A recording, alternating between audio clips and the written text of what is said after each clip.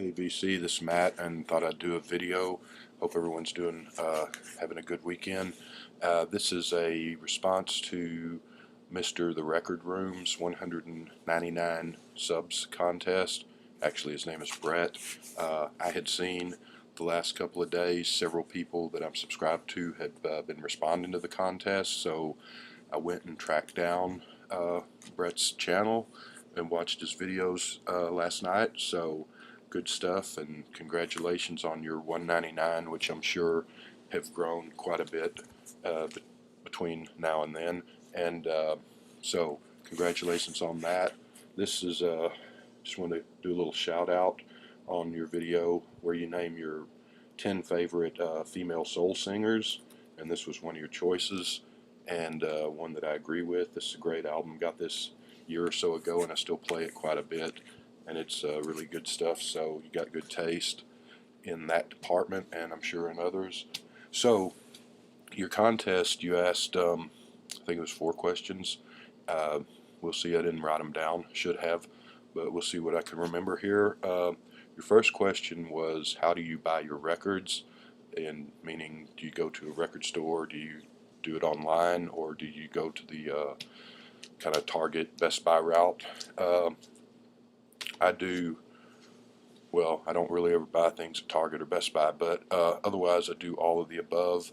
I will buy stuff on the evil eBay from time to time. A lot of times I'll go on there and buy used stuff off of there that they've got their sort of people selling records. That's I'm not sure exactly how that works, but as far as getting on there, but it's kind of like an eBay deal where you see buy it new or buy it used. And and I'll buy new stuff sometimes on pre-orders, and sometimes I'll just buy new stuff on there. I'll also go to record label sites, things like Slumberland Records or Daptone Records or Numero, things like that, and buy directly from the label a lot of times, because a lot of times they have things that are coming out that are limited edition, like the first 500 on colored vinyl, or buy this, then the first 500 you get a 45 that once that number's sold, they won't sell that 45 otherwise. So I mean, a lot of times just because you can get things like that, and I haven't done it this year, but the last couple of years I've done the subscription to Numero Records, where you get you pay the subscription fee and they send you a whole bunch of records basically, and you get some exclusive stuff doing it that way too. So but yeah, I've seen people that I've heard of or learn about a new somebody, and I'll look up them and go to their record label sometimes and buy stuff, and I will buy stuff on eBay. But I also like to, as much as possible, go to my local record stores. There's 2 of them in Fort Worth. That'd be Record Town and Doc's Records, and there's Forever Young out in Grand Prairie that I'll go to. Not as much. It's Grand Prairie's about, I don't know, it's about 25 miles away from where I am, so I get out there occasionally. Once in a blue moon I'll get down to Austin to go to Waterloo, but it's been actually it's been a few years since I've gone down there. So Record Town and Doc's are my 2 mainstays. Record Town's kind of an institution. It's the oldest record store in Fort Worth now. There were a few of them that were older that sadly have gone out of business, and but Record Town's been around, I want to say 1949, 1950. I don't remember exactly, but before I was born. And the Bruton family started it. The parents, the father has passed away, but the mother is still alive. She doesn't actually come in the store much anymore, but her son, Sumter Bruton, runs it, and the other son, Stephen Bruton, he sadly passed away about 3 or 4 years ago. I think he was like 55, 56 or something. And the Brutons you might know or not know, but Sumter was, he played with Robert Ely, Fort Worth blues guy, played with the Juke Jumpers, which was kind of a Fort Worth band that made a little bit of a name for itself. back in the 70s. Steven Brutner, he played with, and Sumter too, but they were friends with T-Bone Walker growing up. Delbert McClinton, Sumter, Steven, I mean, has also produced quite a few notable people and played with a lot of people. So they do that in addition to the record store. But it's a great old record store. It's one of those that I don't know if you remember the old record stores or if you the show American Dreams. It was on a few years ago about the 60s where they had the record store that the kids went to and they had the listening booths where you could back in the day you could go in and listen to a record before you bought it and so they used to have those and you can tell that the store's been around for I guess what 60 some years now and they got new stuff and used stuff and it's their sign out front is a big record with the RCA Nipper Dog logo and says Record Town under it. It's kind of cool. So yeah, and I've been going there. Like I said, it's been around long before I was born, but I've been going there since I was knee high to a grasshopper, as they say, and used to buy records there when I was a little kid, and used to sign up and get posters, the promotional posters for the records, which was kind of funny because they would, you know, Sumter, whoever was in there, would say, "Yeah, you want it? Just write your name and your phone number on it." And you know, if you were the first one to do that, and then they didn't take them down that often, so I remember getting calls like 3 or 4 years later saying, "Hey, you know, this is Sumter at Record Town. Your poster's ready if you want to come get it." And you're like, "Poster? I don't know what the hell," you know. And then, oh, okay, that Kinks poster that I signed up for in 1979, and this is 1984. So that's pretty cool. But yeah, I buy a lot of stuff there. Doc's Records has been around, I don't know, 6 years or so. So they started in one location in Fort Worth and they moved to a new location a couple of years ago. They've got a lot of, they have new, well, yeah, they have new stuff, but they have a lot of used stuff and pretty good prices, or sometimes good, sometimes not as good, but found a lot of stuff there. And of course, those are my record store day destinations, those two places. Forever Young has a ton of stuff and you can find pretty much anything you want, but they do charge. They're not shy about their pricing, so I do like to go out there because it's pretty big and they've got a huge selection.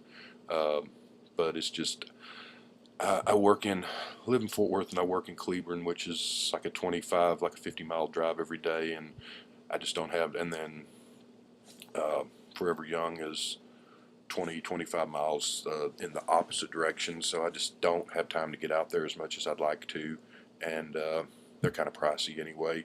But so yeah, that's what I do with that. The other question I think was, do you buy other stuff at record stores besides records? And most of the places I go, not so much Record Town, but the other two, they have, you know, your T-shirts, posters, buttons, some magazines and memorabilia. Forever Young has some great old Elvis and Beatles memorabilia, the real stuff from the 60s. But again, I mean, it's pretty dear on the price. So, you know, you're talking about up into the hundreds of dollars for some of that stuff. So, but I used to, there was a great record store called Metamorphosis in Dallas when I was uh, younger that is long gone. It was around, I found it, learned about it in, I want to say 77 or so. I don't know when it actually opened, and it went out of business. It changed name toward the end, but it went out of business early 1991. And by that time it wasn't as good as it used to be anyway. But yeah, I used to go there, and point of all that is back then I used to buy a lot more things like that, like buttons and posters and T-shirts and magazines and whatnot. Now, not so much. I bought Mojo and Uncut magazine steadily for forever up until probably 2 or 3 years ago. They don't sell those at either Record Town or Doc's that I know of. And the sad thing is Fort Worth, which population is about 700,000, and we're down to, as far as I know, one bookstore because Borders went out of business, and Barnes and Nobles pulled out and closed most of their stores except for one of them, the downtown and the university store, closed, I think, the first of the year. So the only one left is on Hewlin Street, which I know that means absolutely nothing to people in California or New York watching this, but which is a really crowded street, and it's just the way that's set up is kind of a pain to get in and out of. So I don't go there too much, and I never did like Barnes and Nobles much anyway. I like Borders better. I like the mom and pop bookstores, but unfortunately, those are, as far as I know, in Fort Worth, they're all gone. So uh, I don't get the Mojo and Uncut. I haven't bought one in forever because I just don't get by the bookstore that much anymore. Most of my books I do get on Amazon because Barnes and Nobles is, I just don't like their layout and their selection, and they're overpriced anyway. I do go out of my way to support my local record stores, but Barnes and Nobles isn't local, so you know, I wish we did have some more bookstores. But anyway, so yeah, I don't buy a whole lot of extra stuff. I do buy like the plastic sleeves for the 45s and albums, things like that occasionally, and that's that question. So the other question you had, um, I think that's it. Other than you said to show the last thing you bought. I think you said last thing you bought at a record store, but just to cover my bases, I'm thinking that's the last thing that I bought, and I got that at Doc's.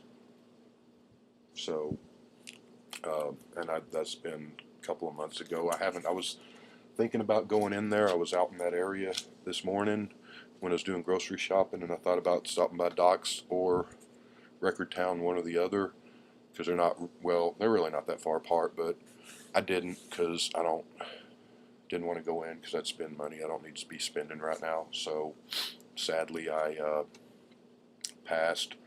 But I'll get out there in a next week or two because it has been a while. It's been a month or so. But the last thing I bought other than the Ringo album were these two things, and I got both of these on pre-order off of Amazon. So um, I bought, I did buy a CD because it's not available on vinyl. I bought a vinyl album and a CD by an artist named Lydia Lovelace that I talked about on my favorite records of the year, and that is out in the car, so I don't feel like getting up and walking out there and getting it. And the album is over there, and I'm also kind of lazy and don't want to go get it. I showed it before, but I bought her new album, which comes out in February, pre-ordered from her label site, and obviously haven't got it yet because it's not out yet. Got the new Sharon Jones and the Dap Kings album that I pre-ordered a couple of months ago, and I should be getting that sometime this week. And like I said, I didn't buy it at Record Town or Doc's because the first 300 are on blue wax, and so that's colored vinyls like catnip to people in the VC, including me. So I wanted to get that, and those are already sold out. So uh, that's it. And I got some Amazon gift cards at Christmas, and I haven't used them yet because I'm just sort of holding off. There's some things I got on my wish list I want to get. There's about a billion things I have on my wish list, but anyway. So, all right, Brett. Well, congratulations on your subs, and I enjoyed watching your videos, and wish you many more subscribers, and look forward to future videos from you. And we'll talk to you. Have a good one, everyone in the VC. Have a good weekend.